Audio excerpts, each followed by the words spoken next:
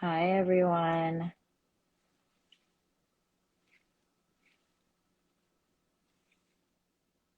All right, getting Jasmine to join.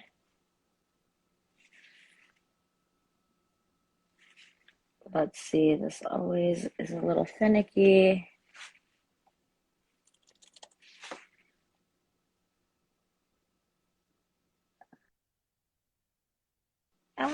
Hold on.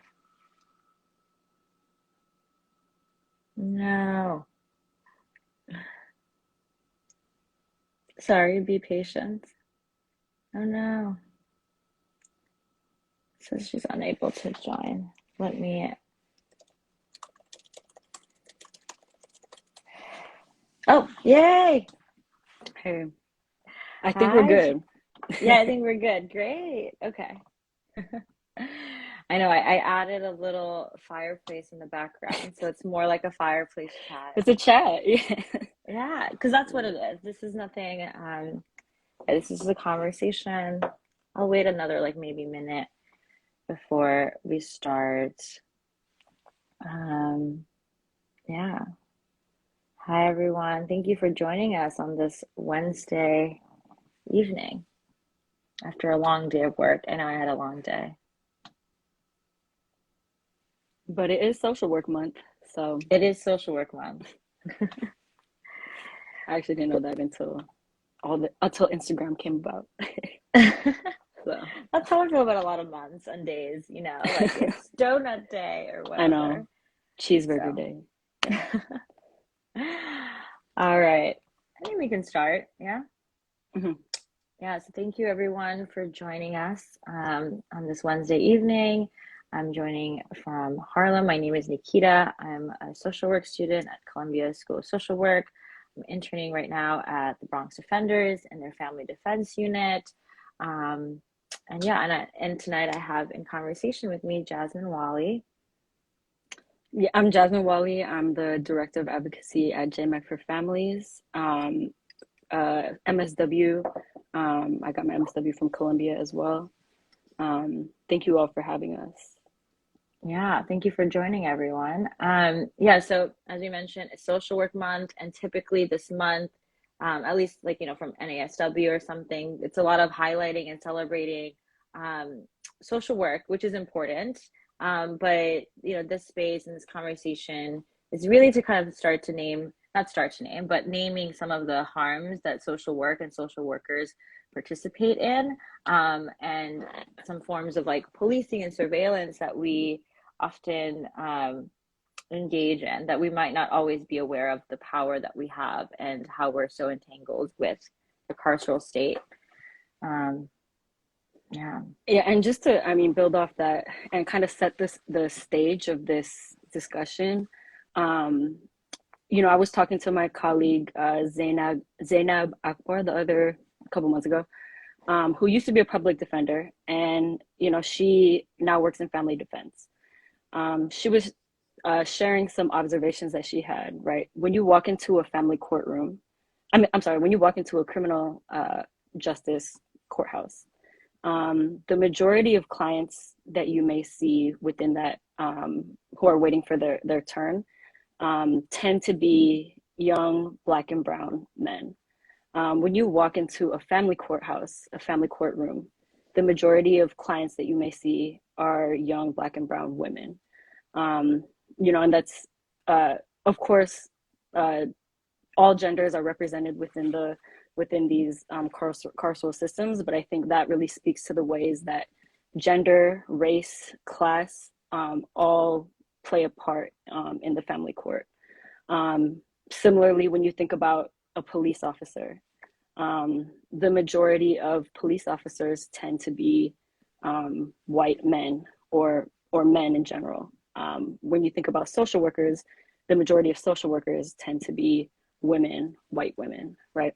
Um, my Joyce McMillan, the founder of Jmec for Families, really demonstrates this really well.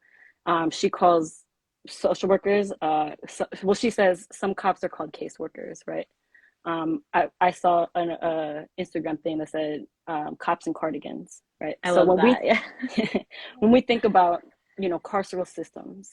We have to expand our definition from strictly the criminal justice system and that form of incarceration, and include the other forms of carceral systems, which include the family court, which include the preventive services, which include all these forms of surveillance, Psychiatric hospitals and psychiatric center, yeah, hospitals, treatment drug treatment centers, yeah. centers, exactly, and really expanding that definition of carceral systems to include those.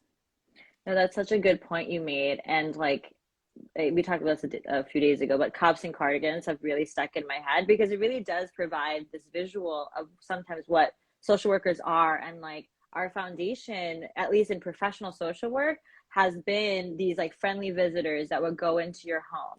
And so a lot of times, a lot of people let social workers into their homes. And that's another point too, just to take a step back.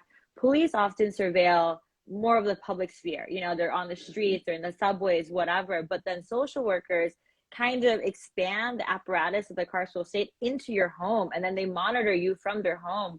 So we'll talk about this a little bit later, but then when people have an ACS case and then they have like homemakers in their house, people are constantly coming into their home and like surveilling what they do, not just out into the world, but inside their private homes. And and that's really like alarming, and kind of recognizing that's what we're doing when we're entering homes. We're like surveilling a part, like very private part of their of their home. That's a great point. And I mean, just on that point, there are a lot of similarities between the criminal justice system and the family policing system, right? But I think the family policing system touches on something that's so personal, right? Parenting. That is such a personal experience, right? I think most parents have felt like they weren't doing enough. Most parents have been told that they're not doing enough.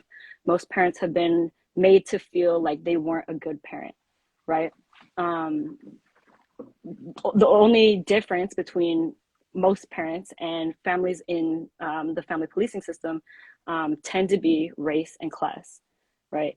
Only certain parents are criminalized and put in these proceedings, and their children are taken away within this deeply, deeply personal relationship. And then, who gets to choose what is right parenting, like what is good parenting. And obviously that's informed by like white supremacist norms. And then you said something that I realized we didn't necessarily define. So typically people call what we're talking about the child welfare system. And so more recently, like a lot of abolitionists, Dorothy Roberts has really talked about shifting that language to like the family regulation system. And more recently, we were at this fundraiser and she called the family policing system, as you just named. So just for folks out there, when we refer to family regulation system or the family policing system, referring to what typically people refer to as the child welfare system. So yeah, just to put that in context. And we're also talking about like mandated report while we're, while we're defining things, kind of defining what mandated reporting and reporters are. So generally it's someone who in their professional capacity is required by law to report suspected, which is a big word, suspected and observed child like either neglect and abuse. And this can range from physical, sexual, financial, and it is really vague. When we look at the law itself, it's a lot of like the language is vague, and we can argue whether it's by design, but regardless of it's by design, then that discretion is used as a way to police, to surveil, to expand the net of what is considered neglect and abuse. Definitely. I mean, the point about the vague definition, and this is vague in federal statutes and state statutes, right? And on that piece, if you go through the mandated reporter training, right, you're encouraged to report suspicion, right? Suspicion of abuse or neglect. I think in nearly all states, the training encourages you to report if you have a gut feeling, right? But let's unpack what's a gut feeling, right? Where does that gut feeling come from? Where does this suspicion come from, right? Especially when you're looking at young social workers, young MSW students who are given this immense power and this immense responsibility as a mandated reporter, without unpacking what is a gut feeling. Where am I taught what's right and wrong? Where am I taught who to be suspicious of? Um, yeah, and so I think part of the work that we have done at Columbia, and past Columbia, is really joining the movement and shifting this role that we have as social workers from mandated reporter to mandated supporter, right? This mandated supporting model. So we created a training. It's a tool, but we're part of a bigger shift, and I think that's really what we wanted to talk today a lot about. Is Yeah. making that shift. No, definitely. And our tool is obviously an offering and similar to, we started off saying like social work is entangled in a carceral state, but it also has a long history of also people and legacy people organizing against this carceral nature of it, and particularly people of color, like particularly Black women. And so just also naming that, like, it's not just all us doing harm. There has been a whole history of people pushing against it. We're not the first people to do it, or the first Mm-hmm. people to come up with these tools and resources. So yeah, just naming that. Yeah, definitely. And I mean, just to take us back a little bit, I love to talk about history. So I feel like this is really important to talk about, like, where does this mandated reporting role come from? So the Child Abuse Prevention Treatment Act was passed in 1974, but a little bit of context about that time period, right? So this is 9 years after the Civil Rights Movement, okay? Black families were gaining more access to certain programs that white families had always had access to. We're looking at the New Deal, right? We're looking at welfare programs that white families had previously had access to. Now Black families are slowly, gaining some pieces here and there, right? In 1971, Nixon vetoed the Comprehensive Child Development Act, right?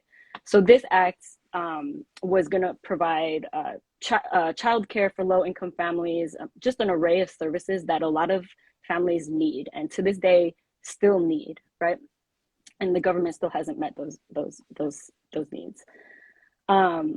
So when he vetoed that, it sent a very clear message to Democrats, right, and to society at large, right?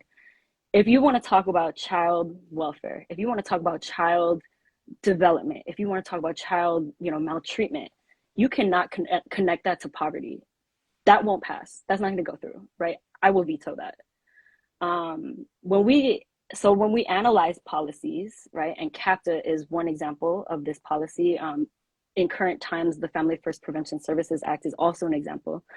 But when we analyze these policies, when we analyze the core of these policies and the underlying assumptions that these make, you can see it has a very pathological, in a way, individualistic way to address child maltreatment and child neglect and abuse, right?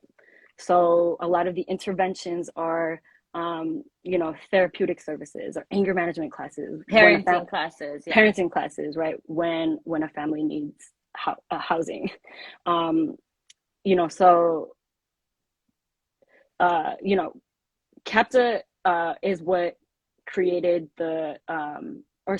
encouraged all states to apply this idea of mandated reporting. Okay, so it tied federal money to states abiding by all CAPTA guidelines, which includes mandated reporting, right? Today, when we look at how much money CAPTA actually provides to each state, in many states, it's actually not that much. We could actually do away with mandated reporting, and in most states, we wouldn't lose enough money to make really a difference. It's different, I think, in states that don't have enough state money and rely a lot more heavily on federal money. But we'll get Yeah, we'll get to a little bit more of that later. But, you know, all that to say, there's no evidence that mandated reporting laws reduce child maltreatment. There's no evidence that it reduces child abuse, right? We are keeping this practice of mandated reporting because we're used to it, because we're Mm-hmm. scared. We think that this is the only way, right?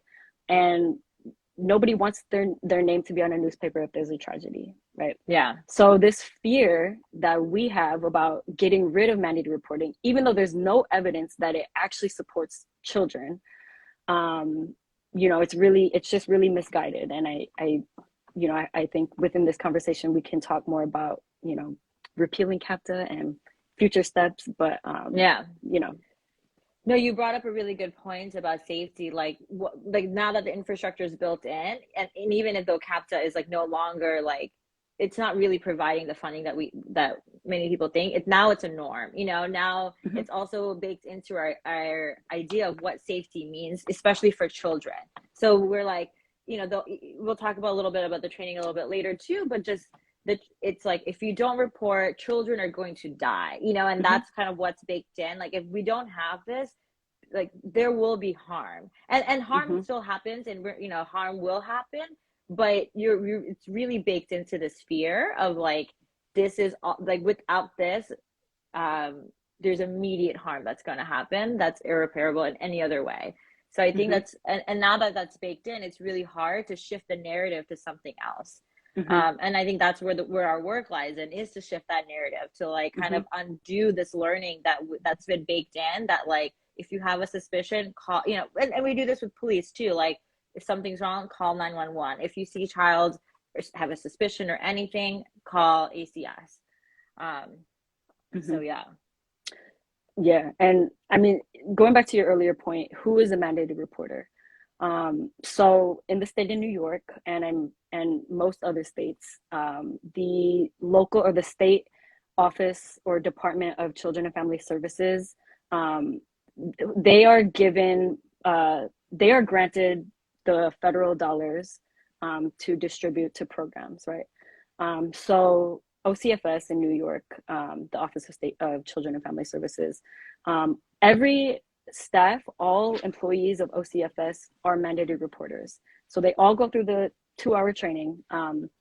And, you know, it feels really important to mention that this people employed by OCFS range from therapists or range from, you know, childcare providers to emergency shelter staff, right?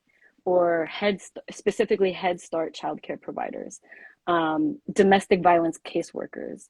Um, you know, you can see already the level of surveillance that low income families already have within this sphere, right? That a richer family would not have in the same sense, right? A richer family Yeah. probably isn't going to end up going to a emergency shelter. Mm, If they're wanting to escape a domestic violence situation, there may be more options than your typical nonprofit domestic violence caseworker, right? There may yeah. be some more options to seek help. So you can already see the level of surveillance within this idea of mandated reporting, right? Yeah. No, that's such a good point. And I, maybe we might have mentioned this before, but like educators are mandated reporters, like Mhm. doctors, healthcare professionals, your dentist. Your Mhm. dentist is even a mandated reporter. And then now you're saying also on top of that, service people who seek services like social services, they're also mandated reporters. So there's an additional layer of surveillance, and it's such a good point. Um, and then this 2 hour training, like we took it at Mhm. Columbia. Um, we get it like at the very beginning, even before classes start really, or it's the first week of school. It's 2 hours.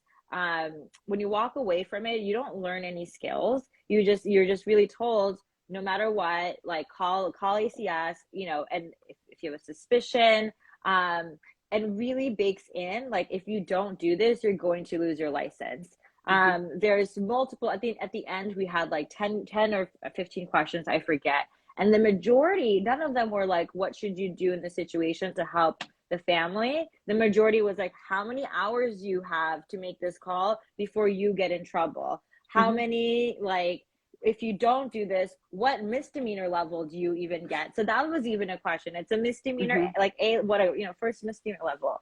Mm-hmm. Um, and then also what's for me was really hard too. There was no debrief about it afterwards. And so within the first week of social work, you are now given this power to really cause a lot of harm in families without really understanding what this power is. So you're just given it to you first week. And a lot of social work students are 22 years old. They're just getting out of undergrad, 22-year-olds with all this power. And we're never talked about how much power we hold.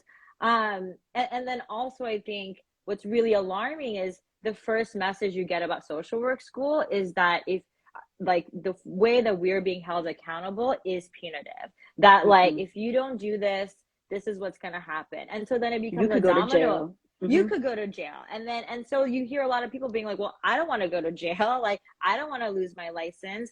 And then it becomes this domino effect of like, well, I don't want to get I don't want to be hit with the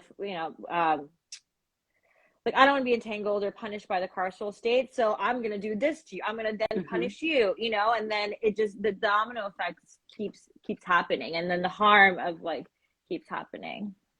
Absolutely. I mean, and really just to hammer that point home, like when you take the training, you don't walk away from it feeling empowered, right? You don't walk Mm, away feeling, I'm ready to go do my job, right? I'm ready to go help this family, right? You walk away feeling scared. You walk away feeling fear. And that fear, that emotion is so powerful. And you're given this incredible power, right? Um, it's a mess, you know?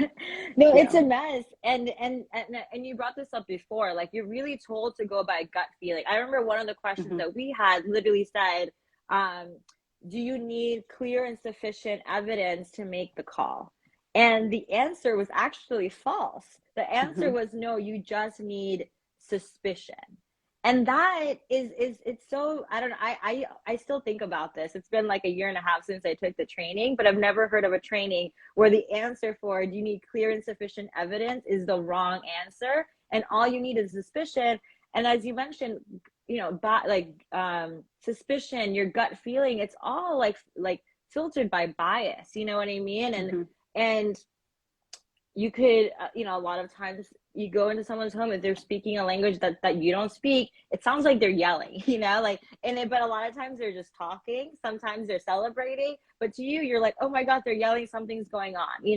Mm-hmm. Or just like how you mentioned before, how people are parenting, they just might do things that you're not used to, that might not be the norm for you and your culture, but you're like, oh, this is neglect, this is bad. So I really feel like all you're told is to continue to go with that gut feeling, and that's Mm-hmm. so harmful when they don't talk about implicit biases in these training at all. Mm-hmm. They definitely don't talk about it, and it's funny because not funny, but the Federal Administration for Families ha knows that implicit biases play a part in the reporting, investigative, removal, family court process, right? It's not a secret. It's on their website. They have a list of resources to for states to implement implicit bias trainings, right? I don't know if y'all have ever looked through any of these trainings. It's like maybe 2 hours. I think in New York they're implementing a 6 hour training over a couple like days, right?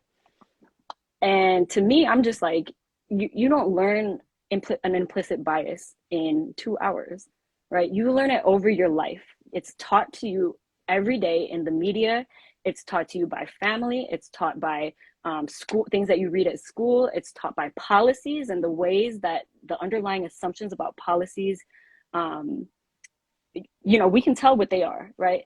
So these implicit biases are just expected to disappear in 2 hours because you took a training, but you're still given this power.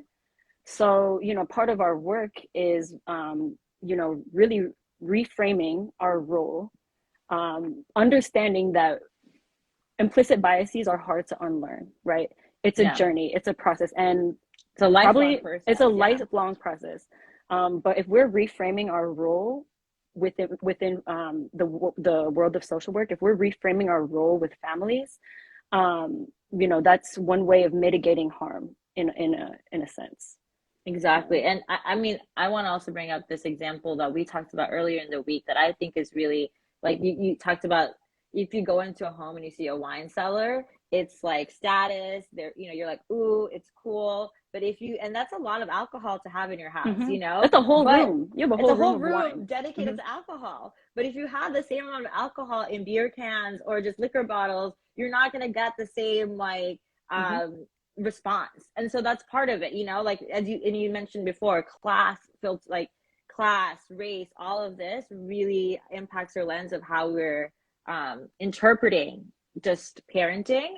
And yeah, if you have a wine cellar, ACS, you're not going to be called, ACS is not going to be Hmm. called on you. But if you have that much, a whole room dedicated to like, let's say even like empty like beer cans, most likely ACS will be called. Hmm. So I think that was like such a good example, and I really think about it, and that's a bias I don't think I registered until we talked about this earlier this week. So it really emphasizes that this sort of stuff is a lifelong thing, and it's gonna come up in ways that you don't even recognize.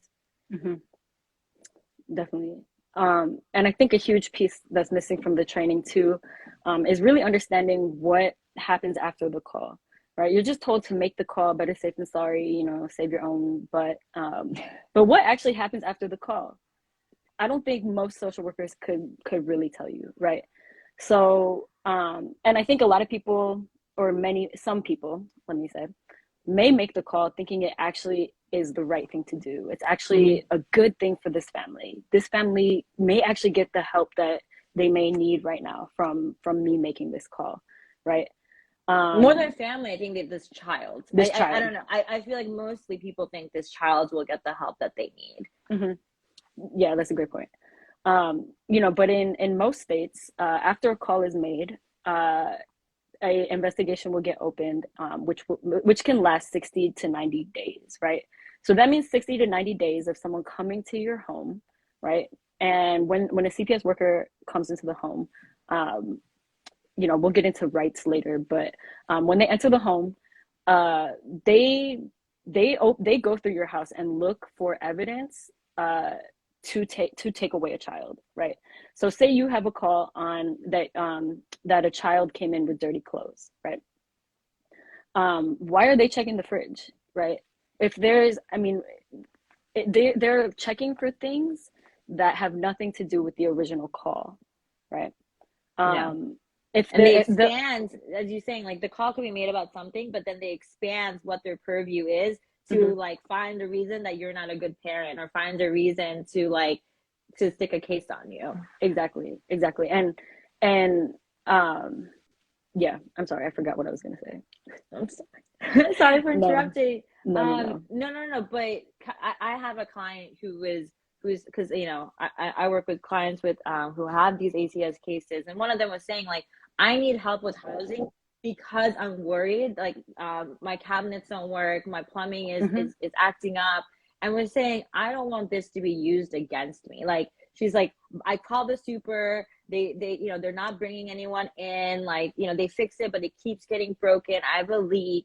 And they were really worried that because their super and landlord were unresponsive, that Hmm. they are now going to be penalized for it, that this will be um a barrier to getting your children back. And how sad is Hmm. that, instead of like finding them resources because of their condition of where they live, they're worried that this is going to be used against them. And then you mentioned too, like it's a 60 to 90-day investigation.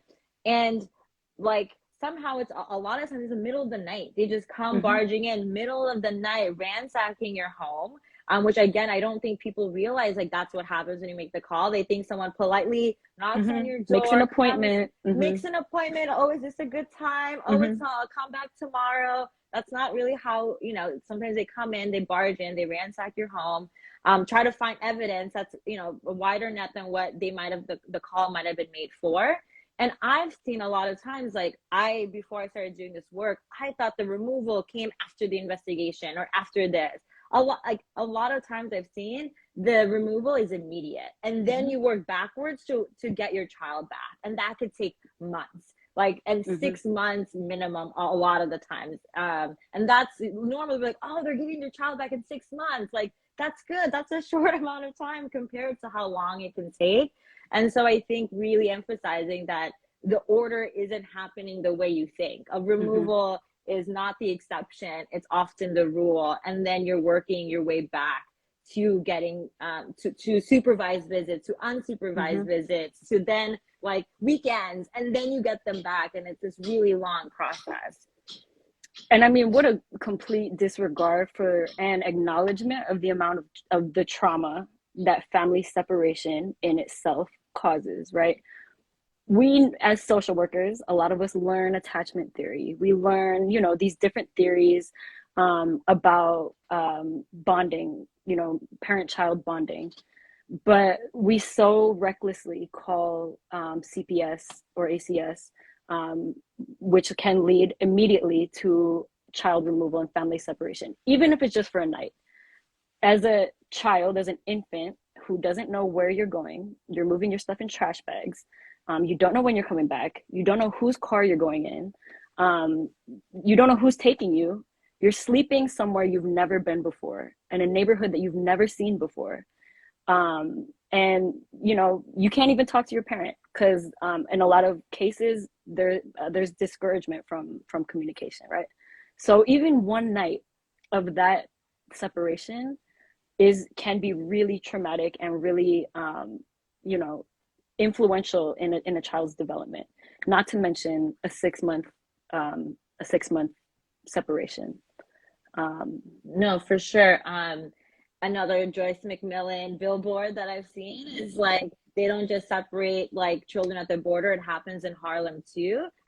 And I think that's such a good point. Like when I saw that, I was like, we talk about child separation and all of it is important, but it is happening in your backyard, and to be aware of that and know, as you said, just how traumatic it is, even if it's for a night. And a lot of times these removals happen on a weekend, often mhm, intentionally, so that they can't get their child back on a Monday. And all of this is, I don't think most social workers recognize that this much trauma is happening, or can happen when they're making the call. And because they're mhm, they're operating from, well, like abuse is happening, so I want to protect the child. But making a call, especially one where there might be neglect, but it's more like a poverty related neglect, we might get into that.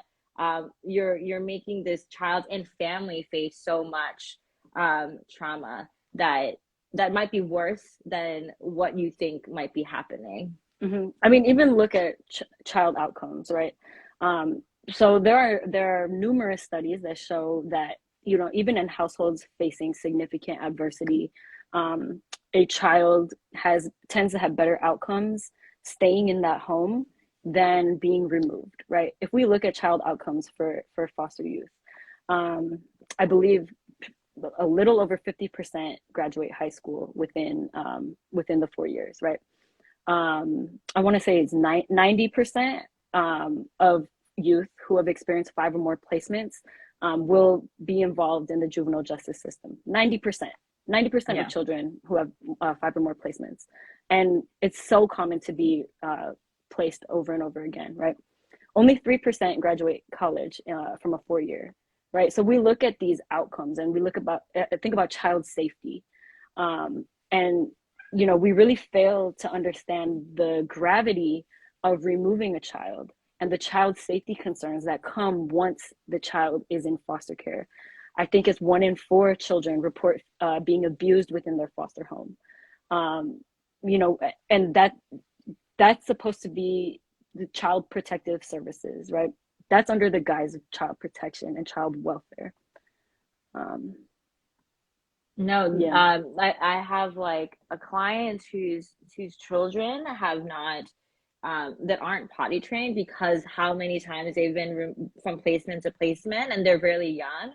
And that was so heartbreaking for me to hear, but they haven't really been given the space to learn these skills and to learn this, because they keep being shifted from home to home. And so, and this happens in a lot of ways, but yeah, the outcomes, a lot of times, as you said, there's more harm happening from the removal from that than what was happening in the home. As Mhm, definitely.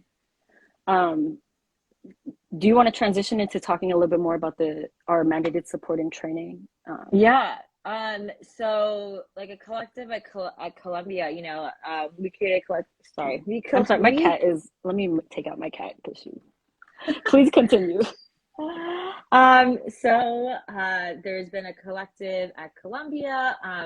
Like primarily, I know that like Kamaria Excel, a student in Columbia, worked with Joyce McMillan, and found the mandated reporting training that we got to be really troubling, and then worked with Joyce McMillan, John Roberts, Jenny Crawford, Vivian Guevara at Columbia, and then a bunch of students. Me, I can't. I'm like I can name a bunch of other people, but we came together to talk about what can we do about replacing this training. This training is insufficient. We kind of went over that it's causing all this harm, giving social workers power, not talking about any of the harms that it might cause and what actually happens when you make the call. It's very cover your ass. And so what can we do to actually support these like children and their families? So a group got together. We created two modules at this point. One is kind of more on the history of a mandated reporting, and then kind of what mandated supporting is. And another one is more of a family defense module, which talks about alternatives to calling ACS. And then also, if you do have to call, also acknowledging that harm does happen. And sometimes where we are in the world right now, there's aren't always alternatives, and sometimes you do have to make the call. And if you do that, ways to mitigate some of that harm. You can't erase all of the harm, but you can make the call with the parents. You could have the person you're on the phone with repeat back like what you said so that they have a good transcript, and then also really highlighting the strengths of that family when you're making the call. So it kind of goes over a lot of skills. As you mentioned before, the actual training doesn't have many skills, and this talks about how to discern what to do in the situation and actual skills you can walk away with when you encounter a situation like this.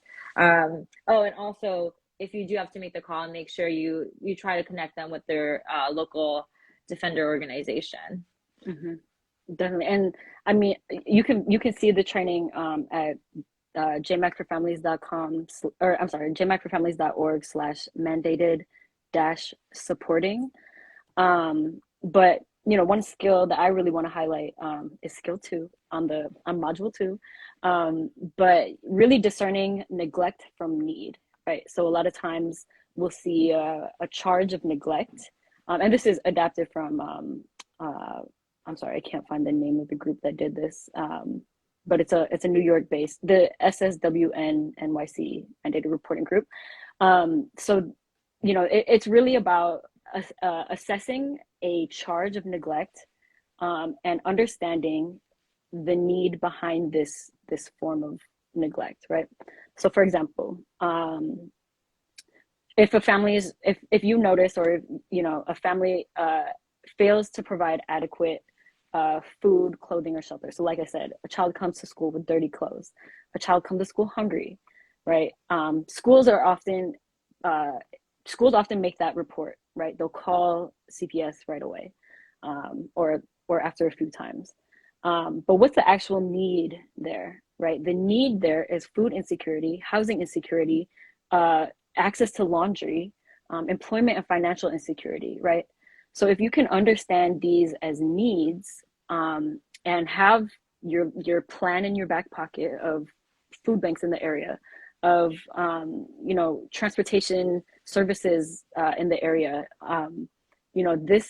this is a way of addressing some of these needs before they become a call, or instead of becoming a call. And I mean, I really recommend going through this, but a charge that I think we see a lot, and people are like, I just have no idea what to do.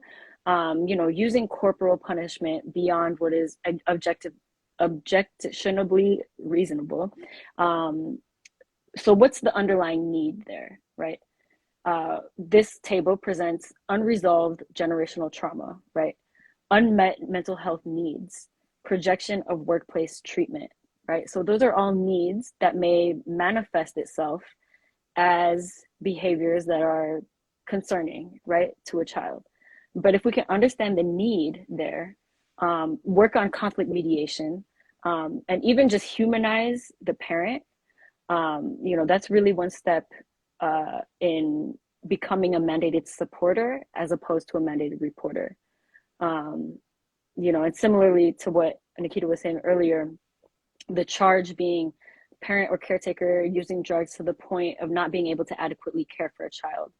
The actual need there is decriminalization of addiction, recognition that there are racially motivated biases against certain drugs. So, with the example given earlier, um, a parent who gets too drunk to care for their child in a house in Westchester in their wine cellar with the scotch in their drawer, they probably won't get a CPS call the same way a family in a low income housing project may, for being too drunk to take care of the child at the moment. So that this skill, it's a skill, right? It's about reflecting, it's about understanding, it's about humanizing different struggles, and becoming a supporter of it instead of straight to reporting it. Yeah, no, and you named something that's really important, pausing. And I think this module really emphasizes that. Like, I think just a capitalist way of being is to go, go, go, to like respond as soon as possible. And what this module, some of the skills that it really tries to emphasize is to really take a moment and pause and reflect. And we talked about the biases before, like, what are we feeling right now? Like, and your immediate response might be this gut feeling of like, this is bad parenting, and so it's really about, okay, taking a step back.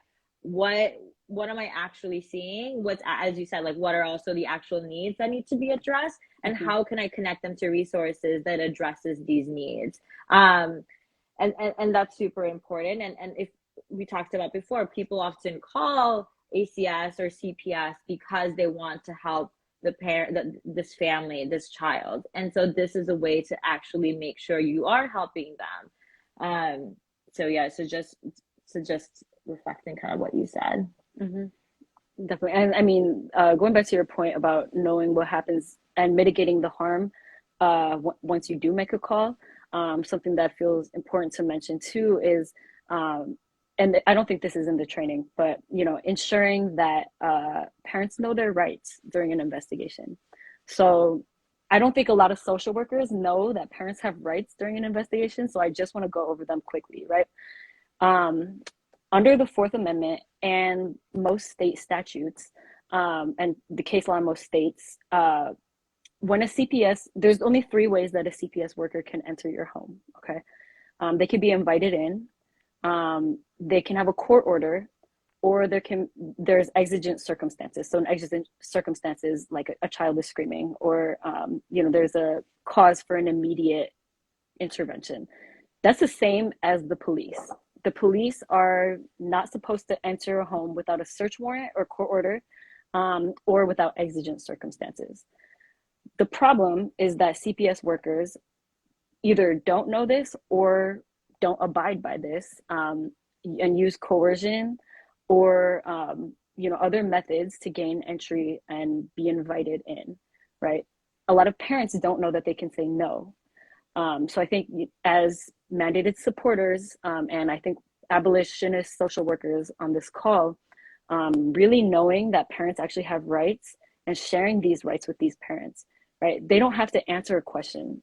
They don't have to answer a question if it doesn't relate to the charge against them. And they have the right to know the charge against them. They have the right to counsel, right? They have these rights that I think most social workers don't know, but the family court system operates very similarly to the criminal justice system. But we see, when you watch SVU, they always give the Miranda rights, right? When you watch TV, you know that you have certain rights when the police come. Most of those same rights apply when a CPS worker comes. So I just wanted to share so that y'all can take it back to your clients as well. Yeah. And then, we're gonna wrap up soon, but we created this module, and and it's public for people to share, and we're hoping for this to be the new module that they use at Columbia starting from this fall. We've already piloted it this past year. But if you are at a social work school and you want your own module, you could use ours, as a starting point, whatever, like, let's share resources, let's work on this together. And it might not be just, school social, like social work schools. Maybe you work at a hospital, maybe you're an educator. So, and Mm-hmm. as we mentioned before, the professions that fall under mandated reporters is really far and wide. And so, feel free to use this resource, create your own, use it as a guide. And like, yeah, especially if you're a mandated reporter already, you already have this power. So making sure you are informed on how to be more of a supporter. Um, and yeah, I don't know, I guess, and if you want to add to that, I'll say something right after. I mean, I just wanted to add to, going back to our discussion about changing these norms about mandated reporting, really thinking about and sharing with your colleagues what you've learned about mandated reporting, the history of mandated reporting, right? The fact that there's no evidence that shows that mandated reporting prevents child abuse or saves children. And, if you want to go a step further, researching CAPTA, especially in your state, and how much money, because in my opinion, money, cash rules everything around me, right? So money really drives the norms of a state, right? If you can learn how much your state gets from CAPTA grants, and you find out that it's actually negligible. It's actually not that much money. We could actually really do away with mandated reporting in my state. That's really a beginning point in this effort to repeal CAPTA and this effort to stop this practice of mandated reporting. Yeah. And even when you talk about funding, also thinking about how the child welfare system or family regulation system is a multi-billion-dollar system and industry. And if we could reimagine it, kind of like defunding the police, like defunding this so that we could get that money into communities and into the parent, like how amazing, like foster parents get money to take care of their children. What would it look like if we shifted that money to the parents themselves, and how would that radically change their lives? And these sort of studies, like pilot programs, happen all the time where they're like, we gave parents cash assistance and Like miraculously, every 3 years is a new one, but they yeah, don't do any. Yeah. they don't do anything beyond the pilot. And it's like, surprisingly, these parents and their health outcomes all were great, And so I think just even thinking about that, of like, as you said, follow the money, cash flows everything around me. Where does the money go? Where is our funding going? And how can we shift that funding so that it actually invests in the community? And then even just to put our conversation in the context of just social work month, I think, and this module, and thinking about being a mandated supporter, just kind of always thinking like, what kind of social work do I aspire to, and what kind of social worker do I want to be? Am I preventing harm instead of just responding to it? I think we're trained, as you said earlier, like so much of what we do is responding to harm, and like after the fact that it happens, or like connecting people to service after it happens. So I think thinking about abolitionist social work too, how are we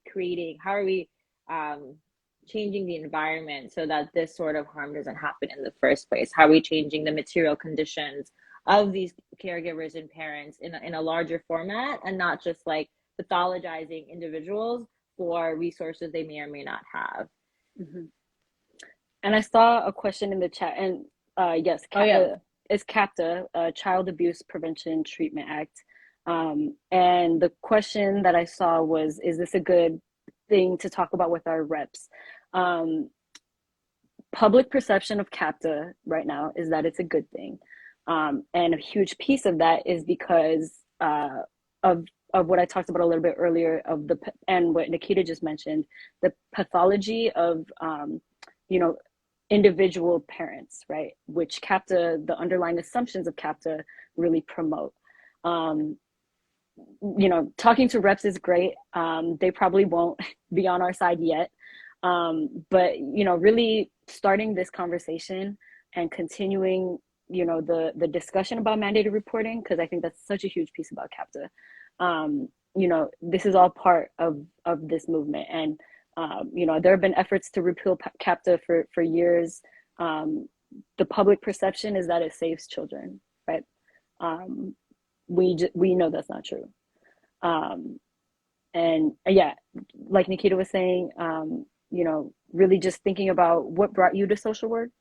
Um, did you come to report families or did you come to support families, right? And so really keeping that in mind when you're making the decision.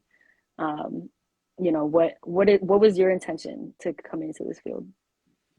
Yeah, I'm just gonna respond to some of the questions too. Someone like I think people in the chat have been saying like, um, where can we get this? And I think it's been shared the link a little bit more. But again, jmecforfamilies.org like slash mandated dash supporting. This will be recorded and transcribed. This IG live. Someone asked if there's an interactive version of the models. Not yet. It's kind of just like the pamphlet. But yeah, feel free to download it. But we might be working on a more interactive model. And then Mhm. someone says, And feel free to reach out to me, JWALI at jmicrofamilies.org. If you want to talk a little further. and someone asked what CAPTA is. CAPTA. Mhm. Because I guess we were just saying it kind of out loud. And someone kind of, yeah, I would really tell you guys to check out the module, and this is just all conversation as you mentioned in like a broader movement, and we will continue to have these conversations. And yeah, I don't know, I'm so glad so many of you joined for our fireside chat this evening.